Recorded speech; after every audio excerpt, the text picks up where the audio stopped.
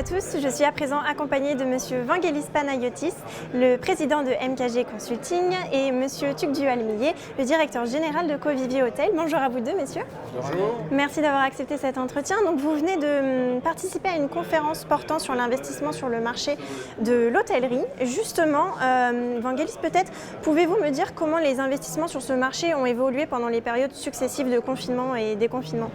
Alors Inès, c'était un marché qui était quand même très calme, comme par le marché immobilier pendant ces périodes-là. Il y a eu quelques deals qui ont été faits et en réalité ce qu'on avait beaucoup de demandes, donc beaucoup de gens qui avaient des liquidités à investir et très peu de personnes qui étaient à la vente. Donc en réalité ce qu'on a observé, c'est qu'on n'a pas eu de déflation sur le prix des actifs ou à la marge et il y a eu quelques transactions qui sont faites à un rythme beaucoup plus réduit que ce qu'on avait l'habitude de voir notamment en 2019. Très bien. Et après un an et demi de crise sanitaire, Tugdual, les investisseurs, est-ce qu'ils seraient intéressés à cette classe d'actifs? Les investisseurs sont impatients d'investir dans l'hôtellerie. On voit beaucoup de marques d'intérêt, y compris de nouveaux acteurs. C'est ça qui est assez exceptionnel, avec finalement plusieurs choses. La première, c'est une grande confiance dans la reprise du secteur, des fondamentaux qui restent très solides. Évidemment, comme pour toutes les classes d'actifs, beaucoup de liquidités. Peut-être la seule chose qui les réfrène un petit peu, c'est la difficulté pour mettre en place des financements. Mais vu que beaucoup d'entre eux n'ont pas forcément besoin de financement, en tout cas dans l'immédiat, il y a un vrai déséquilibre entre l'offre et la demande. Beaucoup de demandes et finalement pas beaucoup d'offres.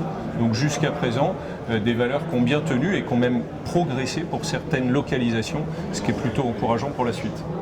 C'est votre opinion, Vangelis? Oui, tout à fait. Alors en tout cas, chez Covivio, je pense qu'on a un bon thermomètre de ce qui se passe sur le marché. On verra dans les 12 mois à venir, je pense que ça va être un peu plus contrasté. Mais en tout cas, quand vous avez un bon actif qui est sur un marché solide, on n'est pas dans une crise structurelle en ce qui concerne le monde de l'hospitalité ou le monde de l'hôtellerie. On est sur quelque chose de conjoncturel. C'est une crise qui était liée à la mobilité. Et donc à partir du moment où les gens pourront rebouger de nouveau, comme vous, comme tout le monde, on ira en vacances, on ira faire nos rendez-vous d'affaires, on les fera peut-être différemment. Mais ça reste structurellement un marché avec des perspectives solides. Je pense que nous avons tous hâte. Si on va maintenant du côté opérateur, peuvent-ils adapter leurs produits aux évolutions des attentes de la clientèle selon vous? Comment peuvent-ils faire? Après cette crise, on a tous modifié en partie nos habitudes. D'abord, on est parti moins loin, c'était plus difficile lorsqu'on a pu partir en vacances. Et puis on a aussi eu un usage beaucoup plus important du digital pour les réunions et le travail.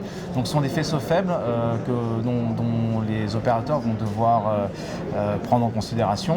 Il y a aussi une évolution dans la façon dont on veut donner du sens à sa consommation, y compris de la consommation de biens et services hôteliers.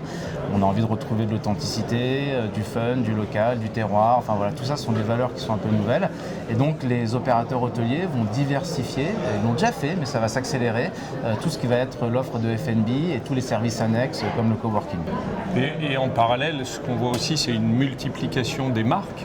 Les opérateurs sont en train de diversifier énormément le nombre de marques en s'adressant à des niches la plupart du temps et en travaillant beaucoup l'histoire, le storytelling derrière chacune des marques. Et nous, quand on les rencontre, on essaye, notre rôle c'est bien de trouver l'adéquation entre la localisation immobilière et la dynamique que peut apporter la marque à l'hôtel. Très bien, et enfin j'ai une dernière question. Comment vous voyez la reprise tout simplement, messieurs?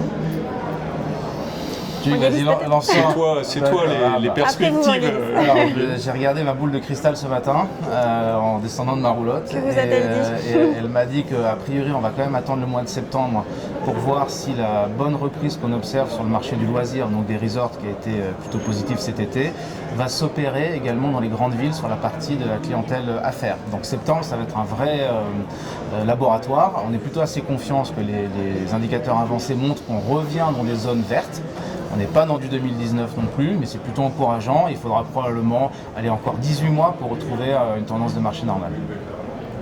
Ouais, on a vécu un mois de juillet et août qui a été assez exceptionnel pour la plupart des opérateurs hôteliers, bien au-delà de ce qu'ils espéraient.